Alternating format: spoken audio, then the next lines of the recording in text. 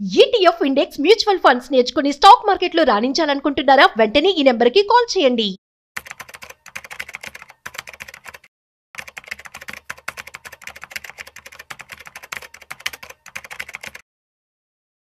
Reliance power stock sudden గా growth వచ్చింది. So మనం చూస్తున్నట్టయితే నిన్న బాగా పెరిగింది, ఈ రోజు కూడా 1% ఇప్పటి వరకు చూసుకున్నట్లయితే పెరిగిందనమాట. మరి ఇట్లాంటి టైంలో రిలయన్స్ స్టాక్ నుంచి మీరు లాభాలతో బయటపడాలంటారా? ఇక్కడ నుంచి ఇంకా పెరుగుతుందా? అట్ ది సేమ్ టైం అసలు ఎందుకని ఇంతకుముందు కొంచెం డౌన్ అయింది అండ్ దాని యొక్క ఫ్యూచర్ ఎలా ఉండబోతుంది, ఈ విషయాలు కూడా మనతో చెప్పడానికి మనతో financial planner so Anil Kumar గారు ఉన్నారు. సో వారి మాటల్లో మరింత సమాచారం అడిగి తెలుసుకుందాం. సో హాయ్ హలో నమస్తే, welcome to business buzz with Rajiv Pasupuleti on Suman TV. So hi sir, నమస్తే. నమస్తే అండి. ఎలా ఉన్నారు సార్? గుడ్. యా సార్, మనం చూస్తున్నట్లయితే రిలయన్స్ పవర్ సో నిన్న మంచి గ్రోత్ వచ్చింది అండ్ ఈరోజు కూడా మంచిగా 1% వరకు ట్రేడ్ అవుతుంది ఎక్స్ట్రా. సో దీన్ని బట్టి మనం చూసుకుంటే ఎవరైతే ఇందులో ఇన్వెస్ట్మెంట్ చేశారో వాళ్ళని హోల్డ్ చేయమంటారా, లేదంటే లాభాలతో బయటపడమంటారా? సో అది వెరీ కరెంట్లీ ఇప్పుడున్న ట్రెండ్ అవుతున్న స్టాక్. మనం చూసుకుంటే ఏంటంటే లాస్ట్ ఇయర్ ఈ టయానికి 28-27 రూపాయల దగ్గర ట్రేడ్ అవుతున్న రిలయన్స్ పవర్ ఇవాళ 72 దగ్గరికి వచ్చేసింది, ఒక 150. అండ్ లాస్ట్ 2-3 సెషన్స్లో చాలా బాగా పెరిగింది. ఈవెన్ ఇవాళ మార్నింగ్ కూడా 5% ప్లస్ పెరిగింది. ఇలాంటి టైంలో ఇన్వెస్ట్ చేయాలా వద్దా అని చాలా మంది పొద్దున్న నుంచి కూడా నా క్లయింట్స్ మార్నింగ్ నుంచి అడుగుతా ఉన్నారు. సో ఇది 52 వీక్ రీజనబుల్ గా కూడా ఉంది కాబట్టి చేయొచ్చా లేదా. ఇంతకుముందు వన్ రీజన్ ఇంతకుముందు ఏంటంటే ఇది అనిల్ అంబానీ స్టాక్ ఇది. సో అందుకే ఆయన అప్పుడు లాస్ అయినప్పుడు అన్ని స్టాక్స్ కూడా కరెక్షన్ అయ్యాయి. సో ఇది కూడా అప్పుడు బీట్ అయింది, అన్ని వీటికి కూడా ఇబ్బందులు వచ్చాయి. కాకపోతే ఏంటంటే వన్ ఆఫ్ ద రీజన్ ఇది ర్యాండమ్ గా పెరగట్లేదు. సో మీరు మొన్న Q4 మన 2024 Q4 Q4 రిజల్ట్స్ ఏవైతే చూసుకున్నామో వాటిలో ఫర్ షూర్ ఒకటి టర్న్ అరౌండ్ అయింది. అది కూడా ఏంటంటే నియర్లీ ఒక 125 crores ప్రాఫిట్ వచ్చింది. అదే లాస్ట్ ఇయర్ మీరు చూసుకుంటే మైనస్ అంటే loss of 400 crores, 397 crores loss against గా తీసుకుంటే ఇప్పుడు ఈసారి కన్సాలిడేటెడ్ ప్రాఫిట్స్ 125 crores వచ్చింది అనమాట. సో దిస్ వన్ ఇంపార్టెంట్ కూడా ఏంటంటే ఆపరేషన్స్ నుంచి రెవెన్యూ కూడా నియర్లీ 2,000 కోట్లు 1% లాస్ట్ ఇయర్ కన్నా పెరిగింది. So it is not only supported by financials but profit కూడా పెరిగింది. ఆల్సో ఇంపార్టెంట్ ఏంటంటే ఇంకొక సబ్సిడరీ ఉంది అనమాట, దాని పేరు Reliance new energies private limited అని. దానికి ఒక నియర్లీ 350 మెగావాట్లకి సప్లైకి ఒక పబ్లిక్ SJVN లిమిటెడ్ అని ఏదైతే PSU కంపెనీ అనమాట, దాని నుంచి ఆర్డర్ వచ్చింది అనమాట, లీడర్ ఆఫ్ అవార్డు రన్ చేయడానికి. సో ఇది సోలార్ ప్రాజెక్ట్ అనమాట.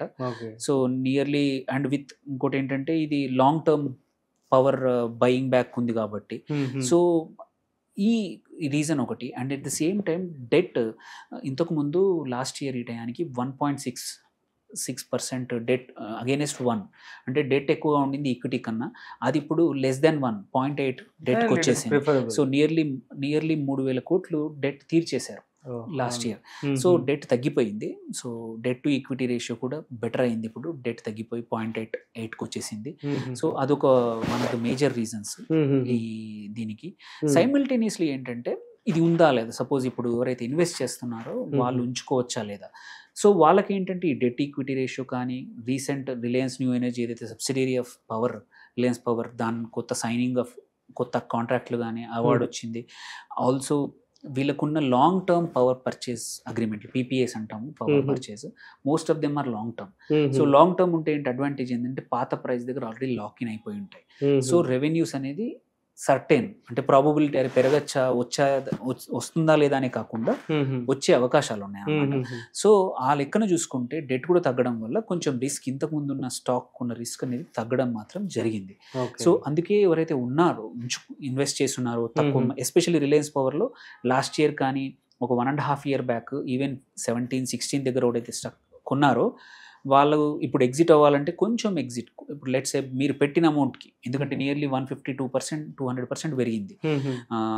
సో మీరు 18-20 దగ్గర కొన్న వాళ్ళు ఇవాళ 72 దగ్గర ట్రేడ్ అయినప్పుడు మీరు పెట్టిన ఇన్వెస్ట్మెంట్ బయటకు తీసేసుకోండి, ప్రాఫిట్ అలాగే ఉంచుకొని ఇంకొక 1 or 2 years ఉంచుకునే అవకాశం, ఇబ్బంది ఏం లేదు. ఎందుకంటే రికవరీ స్టార్ట్ అయింది కాబట్టి ఇక్కడ నుంచి ఇంకా మచ్ హయ్యర్ గ్రోత్ ఉండే అవకాశాలు ఉన్నాయన్నమాట. సో దీనివల్ల డెట్ సర్వీసింగ్ యాక్చువల్లీ ఏంటంటే లాస్ట్ 1 yearలో 5,338 కోట్ల అప్పు తీర్చేశారు. సో అందుకే అదొక major turn around. Profit recovery కూడా స్టార్ట్ అయిపోయింది. ఆల్సో అగ్రెసివ్గా ఎక్స్పాండ్ చేస్తున్నారు రెన్యూబుల్, అది కూడా రెన్యూబుల్ ఎనర్జీలో. సో ఇవన్నీ ఉండడం వల్ల ఇట్స్ అండ్ ఎస్పెషల్లీ మనం చూసుకుంటే లాస్ట్ 6 months 3-4 months నుంచి కూడా clean energy, renewable energy stocks ఏవైతున్నాయో మంచిగా ట్రేడ్ అవుతున్నాయి. సో వాళ్ళ పోర్ట్ఫోలియో కూడా పెంచుకుంటున్నారు కాబట్టి there is a good scope that ఈ స్టాక్ కూడా మంచిగా పర్ఫామ్ చేసే అవకాశం ఉంది. సో అలాంటి టైంలో ఎవరైనా సరే మల్టిపుల్ అనలిస్టులు నేను స్టడీ చేసింది చూస్తూ ఉంటే మాత్రం దీన్ని మాత్రం ఇంకా హోల్డ్ చేయొచ్చు. ఎంట్రీ మాత్రం జాగ్రత్త పడాలి. బట్ ఉన్న వాళ్ళు మాత్రం I suggest hold for some more time. ఒక 1 or 2 years హోల్డ్ చేసినా మంచి రిటర్న్స్ వచ్చే అవకాశాలు ఉన్నాయి. కొత్తగా మాత్రం చేసినప్పుడు కొంచెం జాగ్రత్తగా ఎంటర్ అవ్వండి. బికాస్ ఎనీ స్టాక్ ఒక సంవత్సరంలో 200%, 300% పెరిగింది. 28 నుంచి 72 రావడం అంటే నియర్లీ 300% పెరిగినప్పుడు కాషియస్గా ఎంటర్ అవ్వడం బెటరు. అదర్వైజ్ ఉన్నవాళ్ళు మాత్రం హోల్డ్ చేసి ఇంకా కొంచెం బికాస్ టర్న్ అరౌండ్ కనబడుతుంది కాబట్టి హోల్డ్ చేస్తే మంచిది. Okay, super sir, thank you so much. So guys అర్థమైంది కదా. సో రిలయన్స్ పవర్ అనేది ఎందుకు అనుకున్నా మంచిగా గ్రోత్ అయితే అవడం జరుగుతుంది compare to last year.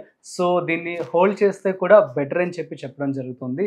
So doctor Anil గారు మరొక ఇంట్రెస్టింగ్ కాంటెంట్తో మళ్ళీ కలుద్దాం. అంతవరకు చూస్తూనే ఉండండి సుమన్ టీవీ.